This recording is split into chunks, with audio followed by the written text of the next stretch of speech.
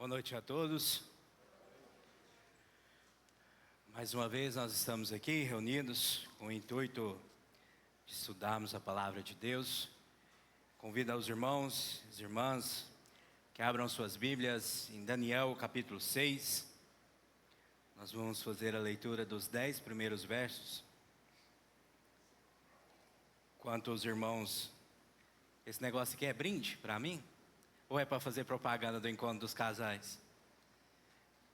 Vamos fazer uma oração, novamente, uma breve oração, enquanto os irmãos abrem as suas Bíblias em Daniel 6. Santíssimo Deus, nossos corações estão quebrantados diante de Ti, porque agora nós passaremos um momento de meditação da Tua Palavra. Nós pedimos que os louvores sejam aceitos para louvar e engrandecer o Teu nome, e que agora o Teu Santo Espírito, ó Pai, direcione o nosso entendimento para a compreensão da Tua Palavra. Nós pedimos que o Teu Santo Espírito toque nos corações de todos nós que aqui estamos, e nós possamos ter a sabedoria necessária para compreendermos e entendermos a Tua Palavra.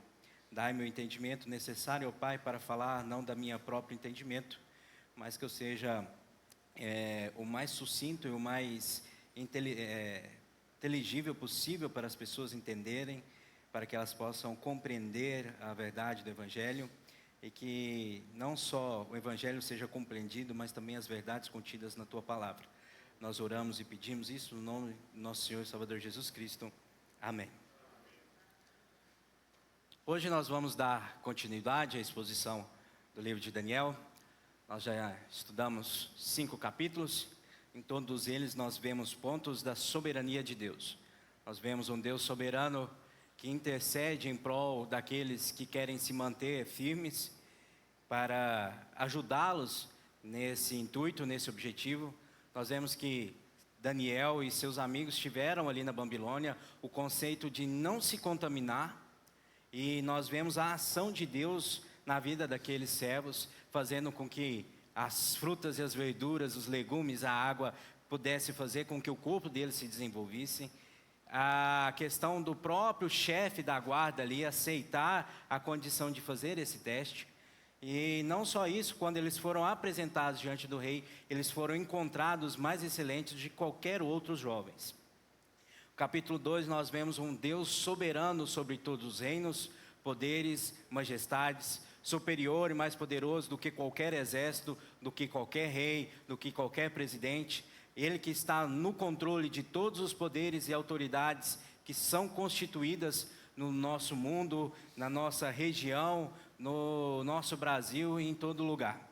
No capítulo 3 nós vemos que um Deus soberano, que às vezes não age da forma com que nós desejamos, mas Ele agindo ou não agindo da forma que nós desejamos, Ele continua sendo Deus. Então aquela velha frase, se Deus fizer, Ele é Deus. Se não fizer, Ele continua sendo Deus. Deus agindo da forma que a gente espera ou não, Ele continua sendo Deus e soberano sobre todas as coisas. Capítulo 4, nós não podemos querer tomar um trono que é instituído somente a Deus. Nabucodonosor queria todas as glórias, todas as honras a Ele. Meu feito, meus braços, minhas conquistas, meu reino, minhas riquezas. Em nenhum momento ele deu glória a Deus pelas coisas que conseguiu. Então nós vemos que esse Deus soberano fez com que Nabucodonosor se transformasse em forma de animal, para reconhecer que todas as coisas que ele conquistou não foi através do seu próprio esforço, mas foi Deus que concedeu, Deus que deu, Deus que agiu em prol dele para que ele obtivesse aquilo. Nós vemos também que nós devemos ser gratos. Se nós temos nossas casas, carros, empregos, família, tudo isso foi concedido e abençoado por Deus nas nossas vidas. Capítulo 5 nós vemos um Deus soberano que não tolera zombaria. Nós vemos que hoje em dia o nome de Deus está sendo profanado em várias partes do mundo. Nós temos visto coisas santas sendo consideradas inúteis diante da humanidade. Nós temos visto pessoas profanando até a palavra de Deus. Nós vemos pessoas zombando das igrejas, criticando, falando mal, apontando erros, falhas. E Deus não tolera essa zombaria. nós vemos que um Deus supremo, excelso, poderoso, que há de julgar todo aquele que zombar dele. Não só essas zombarias que nós vemos no mundo, mas a zombaria de tomar o nome de Deus em vão.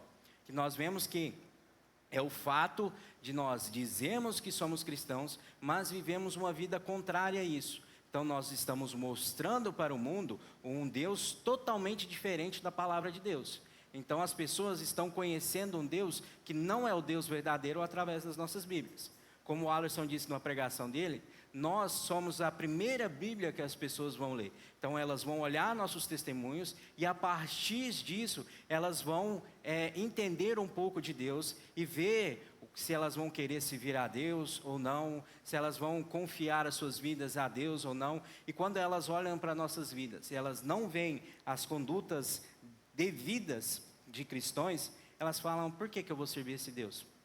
Porque esse Deus, de alguma forma, tem sido totalmente contrário com o que eu pensei que era o Deus verdadeiro. Eu pensei que um Deus verdadeiro era um Deus justo, mas esse servo que diz ser servo de Deus tem agido com injustiça. Eu pensei que o Deus era um Deus amoroso, mas esse servo que diz ser cristão, ele tem agido com ódio, com rancor para as outras pessoas.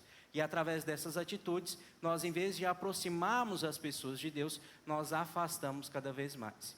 Por isso, infelizmente, nós temos visto cada vez mais um declínio na igreja. Cada vez menos pessoas, cada vez mais dificuldade, porque por sermos cada vez mais pecadores, nós temos agido de forma cada vez mais contrária à vontade de Deus. Mesmo lendo, talvez estudando, orando, nós temos as nossas falhas, nós temos os nossos pecados. E hoje em dia é muito fácil de ver dentro da igreja pessoas que muitas das vezes talvez não tenham um compromisso verdadeiro com a palavra de Deus. Não têm as suas vidas realmente entregues a Deus. E têm levado as coisas de banho-maria, vamos dizer assim. E não têm, talvez, se dedicado ao crescimento da obra, não têm trabalhado para que a obra avance, não têm ajudado na igreja, não têm feito parte do corpo de Cristo, mas têm simplesmente, talvez, levado as coisas em brincadeira, contrário à vontade de Deus. Vamos fazer a leitura do capítulo 6, dos 10 primeiros versículos. Daniel 6, versículo 1, nos diz o seguinte: Dário achou por bem colocar sobre o reino 120 príncipes, os quais deveriam estar sobre todo o reino. E sobre estes três presidentes, dos quais Daniel era o primeiro, para que os príncipes pudessem prestar-lhe contas e o rei não tivesse nenhum dano. Então Daniel era o preferido sobre os presidentes e príncipes, porque havia nele um espírito excelente, e o rei pensou em colocá-lo sobre todo o reino. Então os presidentes e os príncipes buscaram encontrar ocasião contra Daniel a respeito do reino, porém eles não puderam encontrar nenhuma ocasião, nem culpa, portanto ele era fiel, e não se achou erro ou culpa nele. Então disseram estes homens: nós não encontraremos qualquer ocasião contra este Daniel, exceto se procurarmos contra ele algo concernente à lei do seu Deus. Então esses presidentes e príncipes reuniram-se junto ao rei e assim disseram-lhe: Rei Dário, vive para sempre. Todos os presidentes do reino, os governadores, os príncipes, os conselheiros e os capitões reuniram-se para estabelecer um estatuto real e fazer um firme decreto, para que todo aquele que suplicar a qualquer Deus ou homem por 30 dias, exceto a ti, ó rei, seja lançado na cova dos leões. Agora, ó rei, estabelece o decreto e assina o escrito, para que não seja modificado, de acordo com a lei dos medos e persas, a qual não se altera. Portanto, ó rei Dário assinou o decreto e o escrito. Então, quando Daniel soube que o escrito foi assinado, e ele foi para sua casa, e com as suas janelas abertas em sua câmara, que dava para Jerusalém, ele abaixou-se sobre os seus joelhos 3 vezes ao dia, e orou, e deu graças perante o seu Deus, como costumava fazer antes. No capítulo 6, nós temos a história de um homem, que hoje, nesse trecho, ele não tem mais os 16, 17 anos, quando ele foi deportado para a Babilônia. Mas ele era um senhor, provavelmente dos seus 80, 82 anos, mais ou menos. Então Daniel já era um homem de idade, já era um homem que tinha servido tanto Nabucodonosor, como filho de Nabucodonosor, como também Beltesazar, e agora ele estava servindo também o rei Dário. Então ele viu altas autoridades passando, príncipes, os reis, viu o governo mudando da Babilônia para os medos, e ele também presenciou a mudança para o governo persa, que era o governo de Sírio. Nesse trecho nós vemos esse senhor de idade sendo perseguido por pessoas que sentiram inveja da sua conduta exemplar. Hoje, quando nós falamos de perseguição, e quando nós lemos a Bíblia e estudamos a história da igreja, quando nós falamos perseguição, é algo realmente profundo, é sério, porque perseguição nos lembra prisão, nos lembra apedrejamento, nos lembra decapitação, nos lembra crucificação, nos lembra espancamento, açoites, nos lembra isso. Nos lembra alguém sendo ferido em prol de algo maior. E essas perseguições, elas tinham dois objetivos principais. Ou impedir que essa pessoa esparramasse uma mensagem que poderia transformar vidas. Nós vemos no caso de Estevão, por exemplo, que foi apedrejado até a morte, para que a mensagem que ele pregasse não pudesse impactar outras pessoas, ou para enfraquecer ou destruir um agrupamento de pessoas, no caso os cristãos. Quando eles decapitaram Pedro, Paulo, eram pessoas que eram líderes da igreja naquele tempo, e eles acreditavam que se perseguisse aqueles homens, prendesse aqueles homens e decapitasse ou matasse aqueles homens, o cristianismo ia perder as suas principais lideranças e ele ia esparramar, ia acabar enfraquecendo, desfalecendo e acabar morrendo. Uma das artes de guerra, que é bem pregada, é justamente essa: destrua a liderança de um agrupamento e o seu agrupamento vai desfalecer. Mas o cristianismo era totalmente contrário a isso. Quanto mais eles perseguiam, quanto mais eles lançavam às bocas dos leões e queimavam vivos, como os fizeram com os pais da igreja, os mártires do primeiro século, mais o evangelho crescia, mais pessoas eram salvas, mais pessoas eram impactadas pelas fé daquelas pessoas. Quanto mais apóstolos eram mortos, os 12 apóstolos foram mortos, mais o evangelho crescia. Quanto mais pessoas fiéis a Deus eram perseguidas, mais o evangelho avançava. Só que hoje nós estamos no século 21. Nós não temos mais, vamos dizer assim, em nossas mentes a questão da perseguição dessa forma.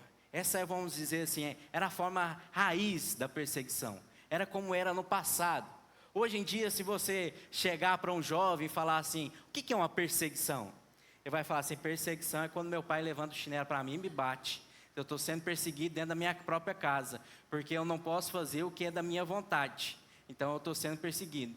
Ou quando eu estou em casa, deitado, 10, 11, meia-noite, 1h da manhã, e eu estou no celular o tempo todo, e meu pai vai lá e desliga o Wi-Fi. Aí o jovem já levanta bravo dentro do quarto. Eu não tenho mais liberdade dentro da minha própria casa. Eu estou sendo perseguido pelo meu próprio pai, pela minha própria mãe. Ou se não, quando o pastor vem aconselhar as ovelhas, o presbítero, e chega e fala assim, meu irmão, essa atitude que você está tendo não é certa. Você precisa melhorar, você precisa corrigir. Essa forma seria melhor para a sua vida. Aí ele já começa, eu estou sendo perseguido até dentro da igreja. Pessoas têm se levantado para tentar me destruir. Eles têm usado até a mesma liderança para me destruir, para me afastar da igreja. É claro que você não vai concordar com tudo. Nós temos formas de pensar talvez diferentes. Mas a liderança, ela sempre age com carinho, tentando corrigir a pessoa para levá-la para o melhor caminho. Mas muitas das vezes as pessoas acham que isso é uma forma de perseguição. Ou senão, quando o chefe puxa a orelha, o cara só vive chegando atrasado, vive faltando, só dá atestado, aí o chefe vai danar, vai falar alguma coisa, aí ele fala assim, eu estou sendo perseguido, isso é perseguição no trabalho, eu vou no Ministério Público do Trabalho, eu vou lá no STF falar com o Xandão, porque isso é um absurdo, eu estou sendo perseguido dentro do meu próprio trabalho, meu patrão está me perseguindo, eu não posso chegar meia hora atrasado, que ele já acha que eu estou errado. Ou também nós podemos ter várias outras perseguições. Como, por exemplo, nós atrasamos o talão de água, de energia, de internet, e a companhia vai lá e corta, a pessoa chega e fala: ah lá, estou sendo perseguida, a companhia está querendo ver meu fim. Isso é culpa do governo, isso é culpa da companhia que só quer ganhar dinheiro no meu suor, e aí acha que é perseguido. Ou quando um pneu fura, a gente chega atrasado no serviço e a gente fala: isso é culpa de Satanás. Isso é o diabo, isso é o inimigo. Aí Satanás talvez está lá no inferno quietinho e fala assim: gente, eu não estou fazendo nada. Eu estou aqui quietinho, tudo é culpa de minha. Eu não fiz nada, mas a culpa é minha. O pneu fura porque você estava correndo, passou no buraco, a culpa é minha. Você chega atrasado porque não colocou o celular para despertar, a culpa é dele. Então, os cristãos têm muito essa questão de quando dá errado, a culpa é de Satanás. Mas quando dá certo, foi Deus que abençoou. E não é dessa forma. Perseguição não é isso. Perseguição é justamente algo contrário a você, você estando certo, você estando correto, você tendo uma vida íntegra, você tendo uma conduta exemplar. E mesmo assim as pessoas julgando falso testemunho, te caluniando, assim será uma perseguição. Mas quando nós estamos errados e as pessoas vêm nos corrigir, isso não é perseguição. Isso pode ser uma consequência de um ato errado. Isso pode ser várias outras coisas, como algo que a gente plantou e está colhendo depois. Mas na história de Daniel 6, nós vemos um homem com 80 anos, sendo perseguido não porque ele errou, sendo perseguido não porque ele tinha pecado, sendo perseguido não porque ele tinha falhas, sendo perseguido não porque ele plantou e estava colhendo algo de errado na sua vida, mas ele estava sendo perseguido por causa da sua integridade. Ele estava sendo perseguido porque ele era diferente, porque ele chamava a atenção pelo bom exemplo. Eles não conseguiam achar falha naquele homem, eles não conseguiam achar erro naquele homem. Isso incomodava os demais. E hoje, nessa exposição de Daniel 6, eu queria deixar uma pergunta, para que todos nós possamos refletir. E ao longo dessa mensagem, o meu intuito é justamente responder essa mensagem. Responder essa pergunta, aliás. Como podemos viver pela fé, obedecendo a Deus, quando a nossa fé é colocada em risco? Como viver pela fé, quando obedecer a Deus nos coloca em risco? Se sua fé te coloca em risco, se sua fé te leva a ser perseguido, se sua fé está te levando talvez a ser preso como os apóstolos fez, ou se sua fé está te levando a, quem sabe, ser condenado à morte, como continuar firme? Como continuar obedecendo, mesmo vendo tudo dando errado? Como continuar tendo fé, mesmo você olhando ao redor e vendo tudo desmoronando? Você olha e não vê esperança, você olha e não vê perspectiva de melhora, você ora e só vê as coisas acontecendo contrária ao que você imaginou. Você vê pessoas levantando para te caluniar, para difamar. Você vê talvez coisas acontecendo dentro da sua casa, dentro da sua família, coisas acontecendo talvez no trabalho, coisas acontecendo dentro do seu íntimo, como depressão, ansiedade, que é o mal do século hoje em dia. Quantas pessoas têm sido atingidas por uma depressão, por uma ansiedade, e têm perdido o prazer de viver, o significado de continuar. Mas mesmo que a depressão nos cerque, mesmo que eu seja assolado de todos os lados, como permanecer firme mesmo assim? Nós precisamos entender o contexto desse capítulo. Um senhor de 80 anos, íntegro, justo, honesto, preferido pelo rei, amado pelo rei, tinha todas as condutas mais exemplares possíveis, mas ele tinha um defeito: ele era judeu.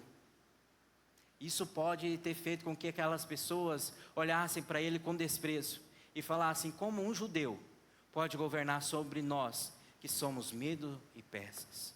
Como alguém deportado lá da Judéia, lá de Israel, insignificante para nós, pode querer tomar conta de nós, como Ele pode governar acima de nós. E naquele momento eles se encheram de inveja. E começaram a tentar tramar de todas as formas possíveis para destruir e levar Daniel à morte. Só que eles olhavam a conduta de Daniel, olhavam o seu trabalho. Daniel nunca chegava atrasado. Daniel não saía mais cedo. Daniel não precisa ficar mandando para ele fazer as coisas, porque ele já sabia o que tinha que fazer. Daniel não fazia cagada, mas fazia tudo certinho, bonitinho. Daniel não dava trabalho, não ficava dando atestado, faltando no trabalho. Daniel tinha uma conduta exemplar. Daniel não roubava o dinheiro. Daniel não usurpava aquilo que não era dele. Daniel não tinha erro, não tinha falha. E eles começaram a pensar dentro de si mesmo: como que nós vamos encontrar uma falha em Daniel para levar Daniel a uma condenação? Como vamos destruir a vida de Daniel se ele não tem falha? Aí eles lembraram de uma coisa: se nós queremos destruir Daniel, nós precisamos atacar a fé dele. Aquilo que vários cristãos desejam, ter a fé de Daniel, de acreditar em Deus, de descansar nas mãos de Deus, aquela fé que poderia ser vista por nós como qualidade, foi vista pelos medos e persas como um defeito. E eles falaram: nós vamos usar isso contra Daniel. Nós vamos pegar essa fé que Daniel tem, porque nós sabemos que Daniel é um homem fiel a Deus, e nós vamos usar isso contra ele. E chegaram diante do rei e começaram na cabeça do rei: ó rei, você tinha que fazer um decreto. Se as pessoas adorarem outra pessoa ou outro Deus a não ser o Senhor durante 30 dias, essa pessoa tinha que ser jogada na cova dos leões. Aí o rei poderia estar pensando: nossa, mas é mesmo, né? Imagina, eu agora acabei de conquistar um reino, eu preciso mostrar autoridade, eu preciso ser reconhecido pelo meu poder. E eles acabaram entrando na parte que a maioria do ser humano é frágil, que é o próprio ego. E quando o rei pode ter talvez esse ego inflado naquele momento, nós não sabemos, de achar que sujeitando todos debaixo da sua autoridade, ele conseguiria encontrar respeito sobre todos os outros súditos dele no reino. Ele acabou assinando aquela lei. Mas ele esqueceu de uma coisa: que a pessoa que ele mais gostava, a pessoa que ele mais amava ali no reino, era alguém que servia a outro Deus. E essa lei acabou afetando diretamente Daniel. E Daniel, quando soube que essa lei tinha sido assinada, ele não se escondeu. Daniel não fez o intervalo de fé. Falou assim: ó, se são 30 dias, Deus, ó, eu vou ficar 30 dias sem servir ao Senhor, no 31º eu volto, tá bom? São só 30 dias, o Senhor me perdoa, ou senão eu vou fechar todas as portas da minha casa, todas as janelas, todas as cortinas, vou fechar tudo, vou ficar ali no escurinho, quietinho, ninguém vai saber nem que eu adoro a Deus. Não, Daniel fez o contrário. Daniel fez aquilo que ele sempre costumava fazer: entrou no seu quarto, abriu a janela para o lado de Jerusalém, dobrou os seus joelhos e orou. E ali ele foi pego pelos próprios inimigos que acusavam a sua vida. Foi levado diante do rei, julgado, condenado e lançado ali na cova dos leões. E o rei ficou chateado por causa daquilo. A pessoa que eu mais gostava, e eu decretei o fim da pessoa que eu mais gostava. Não dormiu, não comeu, não quis música. Mas no dia cedinho, assim que o dia amanheceu, ele saiu correndo até a cova dos leões, para saber se o Deus que Daniel servia foi capaz de salvar Daniel. E quando ele chega ali naquela cova, ele pôde ver a maravilha sendo feita, o milagre. A pedra ainda estava lá da mesma forma. Eles tiraram e Daniel estava ali, dentro da cova dos leões, da mesma forma que eles lançaram, só que vivo. Os leões não comeram Daniel. Os leões não mataram Daniel. E quando eles tiraram Daniel daquela cova dos leões, nenhum ferimento havia em Daniel. Não tinha um arranhão, não tinha uma marca de luta, não tinha nenhuma marca de mordida, não tinha um fio de cabelo tocado. Daniel no meio de vários leões, mas saiu dali intacto, sem ser tocado, sem ser afetado E ali o rei pôde ver aquela grande maravilha. E na mesma hora mandou que aqueles acusadores de Daniel fossem lançados no mesmo lugar que Daniel foi. E o que aconteceu? Antes mesmo daqueles corpos tocarem aos chãos, os leões destraçalharam completamente os seus corpos e quebraram os seus ossos. E ali Dário pôde reconhecer que Deus era poderoso. Da mesma forma que Nabucodonosor, quando Sadraque, Mesaque e Abednego saíram daquela fornalha, sem cheiro de fumaça, sem cabelo queimado, reconheceu que Deus tinha poder. Agora Dário reconhecia que Deus era poderoso, que Deus era maior, que Deus era capacitado de grandes coisas, que Deus era poderoso para fazer um milagre que ninguém acreditaria. Se me jogasse na cova dos leões, eu falasse assim, agora é meu fim, acabou, morri, já era. Mas naquele momento Daniel confiou em Deus e saiu daquela cova dos leões ileso. Mas a pergunta que fica é: o que eu posso tirar de lição para a minha vida? O que essa história de Daniel pode trazer de lição para a minha vida? O que eu posso aprender com Daniel para colocar em prática, para que quando eu for lançado na cova dos leões no dia a dia, eu possa conseguir vencer da mesma forma?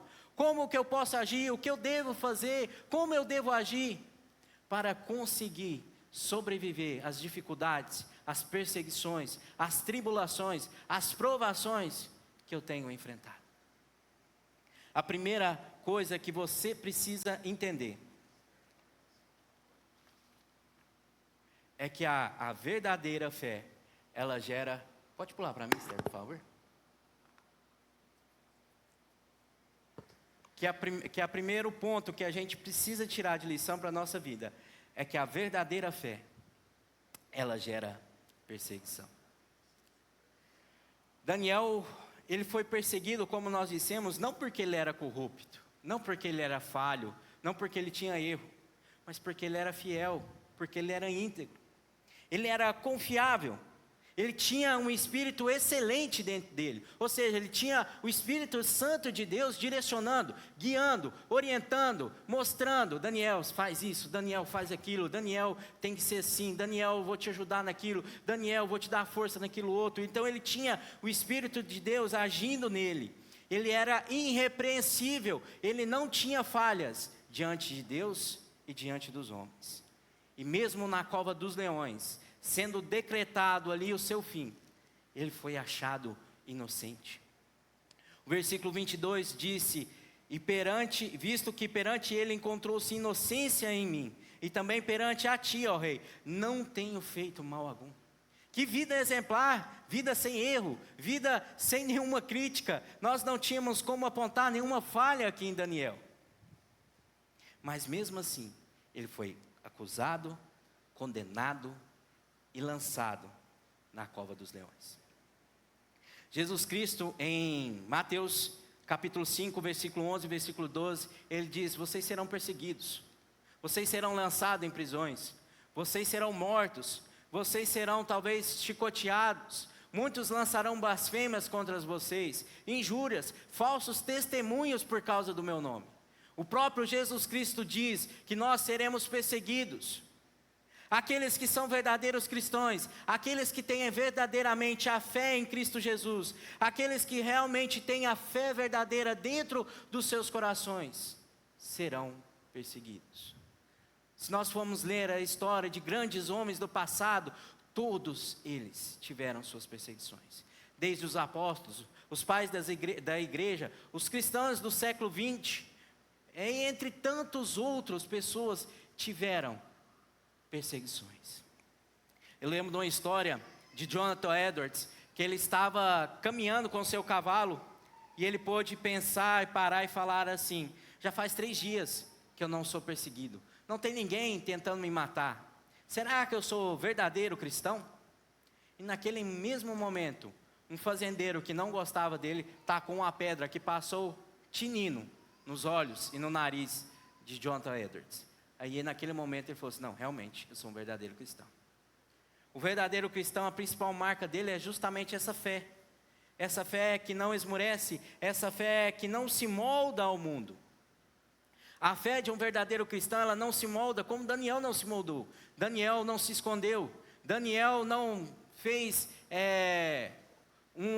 vamos dizer, uma parada na sua fé por 30 dias. Mas ele continuou firme. Mas uma pergunta que fica também é outra questão. Por que nós somos tão perseguidos? Por que todo cristão é perseguido? Por que aquele que tem a verdadeira fé em Cristo Jesus? Por que quando a gente deposita a nossa fé em Cristo, nós somos perseguidos? Porque existe um conflito entre o reino de Deus e o reino das trevas. Porque como diz Gálatas 5, o nosso espírito guerreia todo dia com a nossa carne.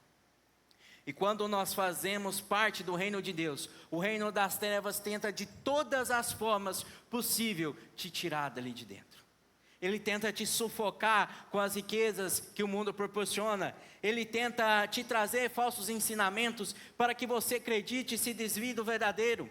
Ele tenta te desanimar para que você veja falha nos irmãos, falha na liderança, falha na exposição da palavra, falhas em todos os lugares, para que você saia do reino de Deus.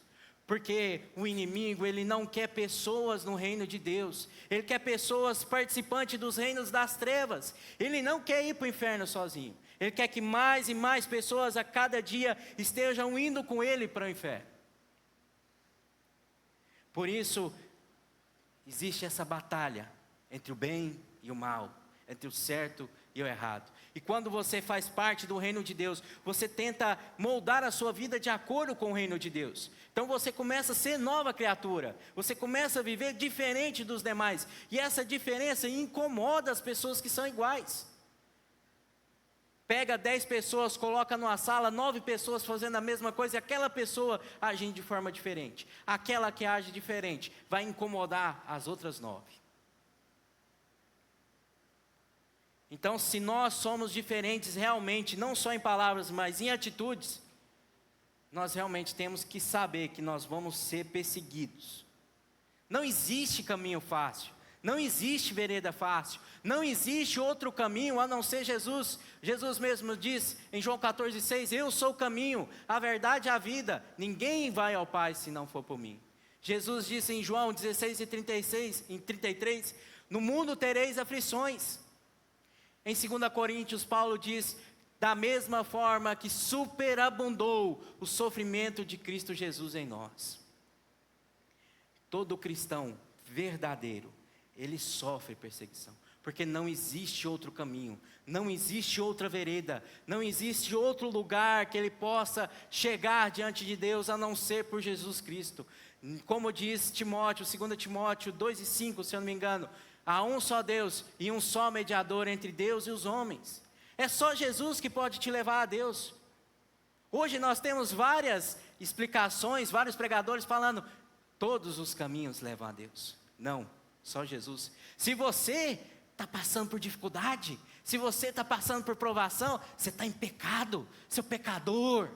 Você não está dando dízimo, você não está ofertando, é por isso que sua vida está indo de mal a pior. Daniel era um exemplo em sua conduta, e mesmo assim, ele foi perseguido. Então não adianta achar que, porque eu dou dízimo, porque eu sou um crente que lê a Bíblia todos os dias, eu não vou passar por provações. Não, você vai.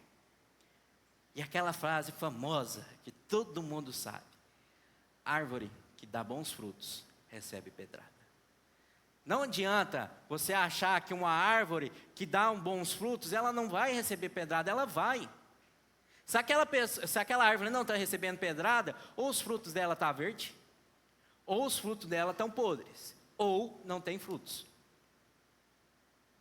E o próprio Jesus Cristo diz nos evangelhos, que a árvore que não produz frutos, será cortada e lançada no inferno.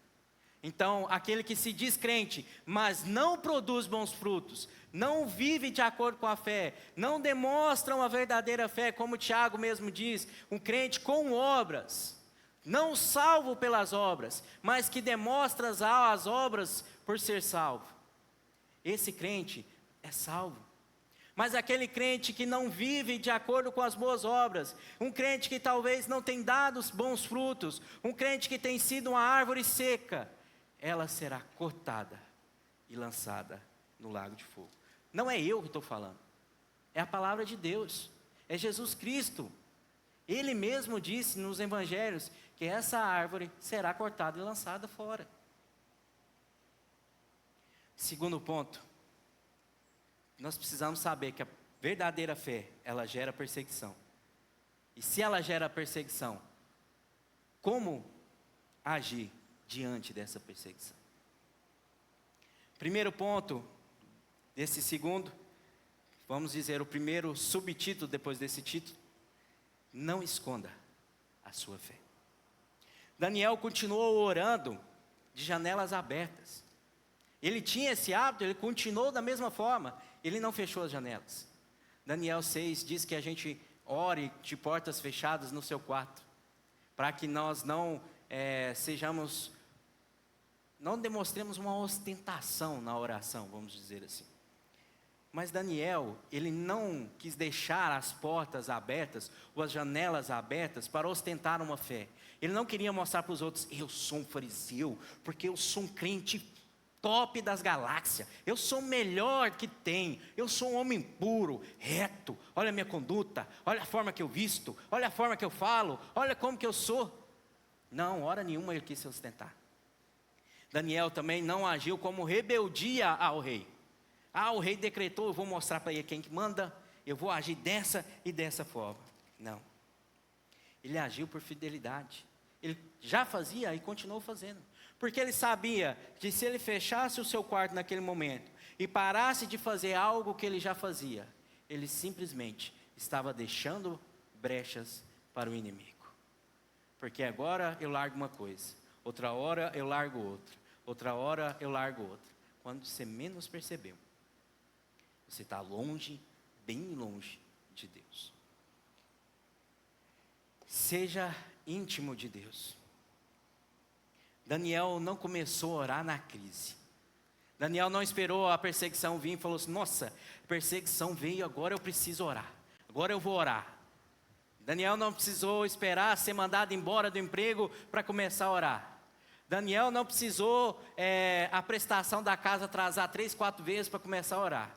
Daniel não precisou ver as dívidas atrasando para começar a orar. Daniel não precisou ver o mundo acabando ao seu redor para começar a orar. Ele já tinha uma vida constante, de dedicação, de tempo com Deus. Ali fala, Daniel orava 3 vezes ao dia. Daniel não dedicava o resto do seu tempo. Daniel não dedicava 10 ou 5 minutos só do seu tempo. Daniel não dedicava o restante que sobrava do seu tempo. Hoje eu já vi filme, hoje eu já limpei casa, hoje eu já comi um lanchinho. Me sobrou uns 10 minutos antes de dormir, eu vou ler a palavra de Deus, pelo menos para falar que eu li, né? Porque senão depois o povo lá da igreja vai falar que eu não leio a palavra, mas se eu ler pelo menos 10 minutos, e aí eu posso falar que eu leio a Bíblia. Não funciona dessa forma. Intimidade em um relacionamento é uma entrega total. Se você está num casamento com uma pessoa, e você não tem intimidade com ela, com o tempo, esse casamento vai desmoronando. Se você está ali com a sua esposa e ela começa a falar, você não presta atenção no que ela fala, ela vai sentir que você não está prestando atenção. E ali essa intimidade, essa troca de ideia, essa troca de conversa, passa a não existir. Quando você menos perceber, o seu casamento acabou. Se o casamento é assim, por que você acha que com Deus vai ser diferente? Se você não lê, se você não ora, se você não está na igreja, se você não está na comunhão, como que você quer falar que tem intimidade com Deus? E como sem intimidade com Deus, você quer resistir e passar pelas perseguições? A perseguição, meu amigo, minha amiga, meu irmão, não é feita, não é conquistada, não é vencida pela sua própria força. Não é você que vence as provações. Não é você que consegue chegar lá e falar assim: oh meu Deus, hoje eu não olhei para nada, não cobicei nada, não falei nada contrário à palavra de Deus, eu sou um crente exemplar. Se você hoje colocar no seu coração, hoje eu não vou pecar, você consegue passar 24 horas do seu dia sem pecar? Eu já te respondo, não. Não consegue. para você permanecer sem pecado, não é através da sua carne, não é através do seu esforço, não é através da sua conquista, não é do que você pode ou não fazer, não é através da sua própria dedicação, mas é através do que Deus pode fazer através de você, é através da ação do Espírito, é através de um coração quebrantado, é através de horas de oração, é através de lágrimas caindo dos seus olhos, é através de um coração dilacerado diante de Deus, falando: eu sou fraco, eu não mereço, eu sou um pecador, eu preciso do Senhor, meu Deus, tem piedade de mim, tem misericórdia, me mantém de pé. Você não vence um obstáculo sem Deus na sua vida. Você não vence um obstáculo longe de Deus. Você não vence um obstáculo sem a ação do Espírito Santo. Não adianta. Não adianta nem tentar. E uma coisa que me chamou bastante atenção em Daniel, porque logo após que saiu o decreto, ele vai orar. Aí você fala assim: nossa, Daniel vai orar e vai chegar lá diante de Deus e falar assim: Deus, eu não aguento mais, eu estou sendo tão perseguido, as pessoas estão querendo me destroçar, eu que tenho sido um crente tão fiel, e o Senhor só me dá pedrada, eu preciso de ajuda, ó Deus, e começar a fazer uma oração assim, de desabafo diante de Deus. Mas o que me chama a atenção foi que no finalzinho do versículo 10 ele fala: ele deu graças perante o seu Deus. Antes de Daniel suplicar qualquer coisa, antes de Daniel pedir qualquer coisa, antes de Daniel chorar diante de Deus, de depositar toda a sua angústia, ele simplesmente agradeceu. Como? Diante da tribulação, diante de tudo dando errado, diante da perseguição, ele agradeceu. Obrigado. Isso me lembra uma coisa que eu disse na mensagem passada, Atos 3.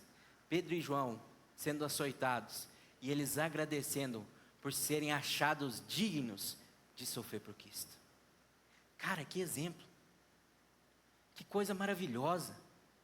Quem dera eu tivesse essa fé que eles tiveram, de em meio a todo o caos, eles poderem agradecer.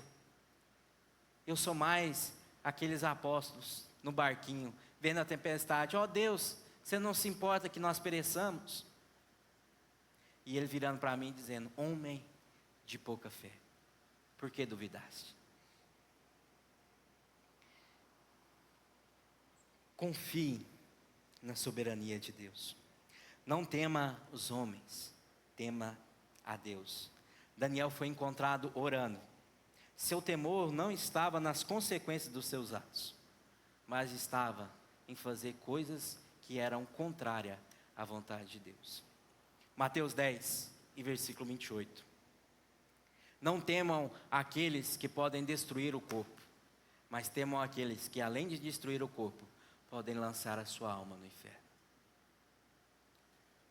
Vão ter épocas que eles vão lançar, e estão lançando, e vão lançar cada vez mais, leis contrárias à sua religião, à sua fé, à sua crença. Vão proibir você de falar de Deus nas escolas, no serviço, nas suas casas. Vão proibir você de demonstrar, talvez em camisetas, em frases, em ilustrações, a fé que você tem. Vão tentar de todas as formas calar você, te amedrontar, te afastar de Deus. Não tema os homens. A única coisa que eles podem fazer com você é matar. Mas Deus, além de matar, Ele ainda pode lançar a gente no inferno. Eu prefiro muito mais que Deus me dê a força para conseguir perseverar até o final, morrer por Cristo e receber recompensa no futuro, do que ser encontrado sem perseguições, sem aflições, morrer neste mundo, e quando eu acordar, eu estar ali no inferno, junto de Satanás e seus anjos, não por 2 horas, uma semana, meses, como o purgatório diz, mas pela eternidade, o tempo todo. Isso já deveria ser suficiente para todos nós crentes, estarmos batendo no nosso peito e falar assim: eu não quero perecer, Deus, tem piedade, tem misericórdia, me socorre, não deixa eu perecer, não deixa eu fraquejar, não deixa eu falhar, mas me faça confiar, aumente a minha fé, para que eu confie na sua soberania, e saber que o Senhor está no controle de todas as coisas, e que se for na morte, seu nome seja engrandecido. É difícil, pra caramba. Ninguém diz que é fácil. Eu não vim aqui para contar um conto de fadas para vocês. Permaneça fiel, mesmo depois da sentença. Daniel, mesmo condenado ali nas covas dos leões, ele pôde falar assim: em mim foi achada inocência. O decreto que os homens têm para nós, não é talvez o decreto de Deus. Talvez os homens tenham decretado a nossa morte, a nossa prisão, como ele fez com os apóstolos. Mas quantas vezes Deus visitou prisões, fez terremotos para que os seus servos fossem salvos, tirou José de um poço e colocou-o como governador, tirou Daniel intacto da cova dos leões, tirou Sadraque, Mesaque e Abednego da fornalha de fogo, livrou Elias da perseguição de Jezabel. Quantas vezes os homens têm uma sentença para a nossa vida, mas Deus tem outros planos. Por isso mesmo que a sentença de morte esteja decretada pelos homens, nós devemos continuar confiando e acreditar que o melhor de Deus sempre vai ser feito, seja na vida ou seja na morte. Terceiro ponto, Daniel, um tipo de Cristo. Daniel foi perseguido sem culpa, acusado injustamente, condenado, apesar de ser inocente, sem falha, sem erro, jogado numa cova dos leões, colocado uma pedra na cova dos leões, mas saiu dali intacto, salvo, vitorioso sobre os seus inimigos, através da ação de Deus. Há 2000 anos atrás, um homem justo, puro, inocente, um homem que foi perseguido sem merecer, um homem que foi zombado sem ter nenhum erro, um homem que não tinha falha, não tinha pecado, um homem que era Deus, manifestado em forma humana diante dos homens, foi crucificado numa cruz, foi morto, foi colocado numa sepultura. Nessa sepultura foi colocada uma pedra, mas ao terceiro dia, da mesma forma que o rei saiu correndo para ver se Daniel estava vivo, no domingo de manhã, pessoas foram ali, as mulheres foram lá para ver o corpo de Jesus Cristo, mas não encontraram ali. Da mesma forma que Daniel foi salvo das covas dos leões, Cristo morreu, mas ressuscitou ao terceiro dia. Da mesma forma que Daniel venceu os seus inimigos através das suas acusações lançadas contra eles, Cristo venceu a morte através da sua ressurreição. Deus enviou um anjo para salvar Daniel da cova dos leões. Deus enviou o seu filho para nos salvar do reino das trevas. Como não depositar a nossa vida diante de Deus? Como não confiar nesse Deus? Como não lembrar que Daniel aponta para Cristo e que todo o Velho Testamento se cumpre em Cristo Jesus? Profetas dedicaram as suas vidas para falar desse Cristo. Apóstolos dedicaram a sua vida para falar desse Cristo. Pessoas dedicaram as suas vidas para falar desse Cristo. E mais uma vez, esse Cristo está sendo anunciado. Um Cristo que morreu, um Cristo que ressuscitou, e um Cristo que está sentado à destra de Deus, preparando o lugar para aqueles que permanecerem fiéis. Um Cristo que veio para dar uma nova vida. Um Cristo que veio para nos transformar em novas criaturas. Um Cristo que veio para salvar. Um Cristo que veio para nos libertar do reino das trevas e nos colocar no reino de Deus. Isso já deveria ser o suficiente para os nossos corações se encherem de alegria, ao ponto de falar: Deus, a minha vida é sua. Eu sou completamente seu. Eu não sou 10%, 50%, eu sou 100% seu. totalmente seu. A minha vida é sua, o meu corpo é seu, a minha alma é sua. Eu estou totalmente entregue nas suas mãos, para a salvação e para a perseverança. Fala assim: Deus morreu por mim.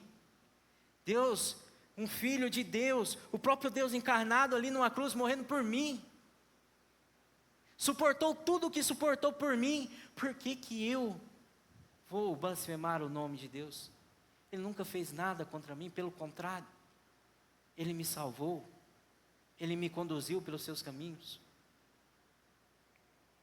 Quarto e último ponto para a gente terminar. Não desista. Nós estamos num novo ano chegando. Vão vir desafios, muitos. Vão vir dificuldades, vão vir tribulações, vão vir choro, vão vir dor, vai vir perda. Tem muita coisa que pode vir, a gente não sabe. A única certeza que a gente tem é que as dificuldades vão vir, com ou sem Cristo. Mas o que eu tenho para te falar: não desista, permaneça fiel. Se tem pessoas que talvez aqui têm desistido de Deus, têm deixado suas vidas longe de Deus, têm talvez saído do caminho de Deus, têm deixado o mundo tomar conta, o inimigo tem vencido, volta enquanto é tempo. Deus está voltando. E você que até hoje está na comunhão, está perseverando, fica firme. Aguenta só mais um pouquinho. Deus está na porta. Ele está voltando. Aguenta. Deus ouve as suas orações. Quando você está sozinho, no seu quarto, chorando, com dor, sem ver perspectiva, talvez sem desejo nem de viver, sentindo todas as dores possíveis, Deus te ouve. Deus está ali. Deus é o único que pode te salvar nesse momento. Deus é o único que pode trazer alívio à sua dor. Deus é o único que pode trazer significado à sua vida. É triste saber que agora no mês de janeiro a gente comemora a saúde mental e vê que quantas pessoas, todos os anos, tiram as suas vidas por não ter perspectiva de vida, por não ter uma esperança de melhora, uma esperança de salvação, uma esperança de tirar toda aquela dor. Pessoas cortam o seu próprio pulso para tirar aquela dor de dentro. Pessoas se entregam a todos os tipos de vício para tirar aquela dor de dentro. Só Jesus pode aliviar essa dor. Só Jesus pode trazer o alívio que a gente precisa. Deus é a força e presença nas perseguições e nas provações. Como eu disse, não é a sua força, não é os seus feitos, não é o que você é capaz. Ore para que Deus te preserve. Não venha bater no peito e apontar a falha do outro que caiu. Quantas pessoas caíram, quantas pessoas erraram, quantas pessoas hoje não estão mais conosco.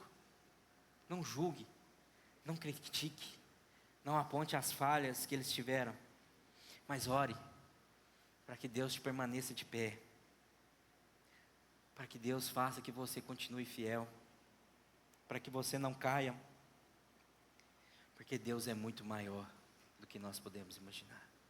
Deus é muito soberano ao ponto de fazer muito mais do que precisamos. Além de livrar da cova do leão, ele ainda saiu sem ferimento nenhum, nem uma manchinha, nem um arranhãozinho. Por que não servir a esse Deus? Por que não dedicar a sua vida a esse Deus? Por que não se entregar completamente a esse Deus? O nome de Deus vai ser glorificado na sua vida. Mas para isso, você precisa perseverar, você precisa lutar.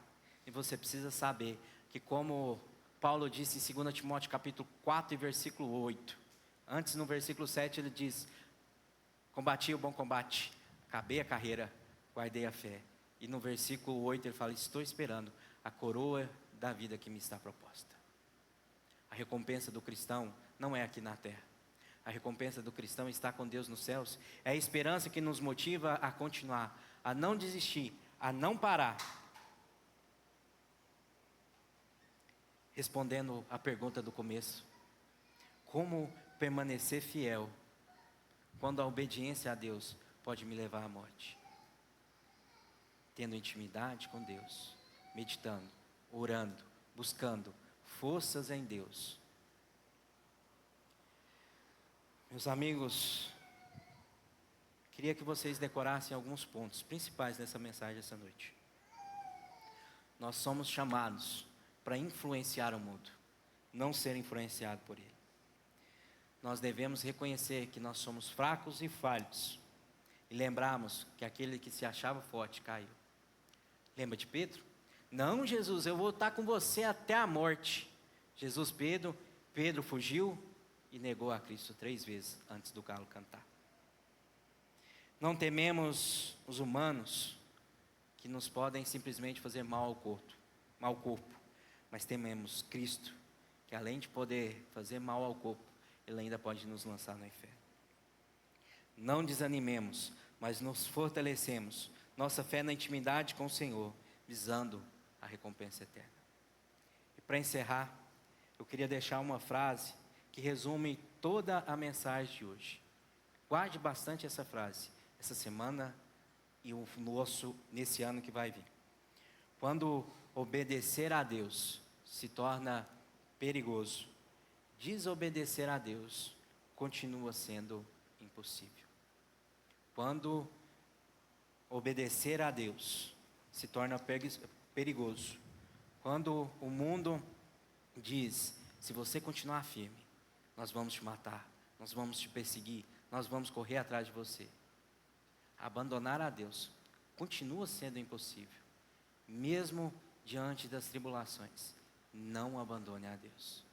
Permaneça firme, permaneça fiel e saiba que Deus está com você, a igreja está com você e que juntos e unidos nós vamos vencer até que Deus volte e que Deus possa nos fortalecer todos os dias para que quando Ele voltar nós sejamos achados vigilantes e não dorminhocos.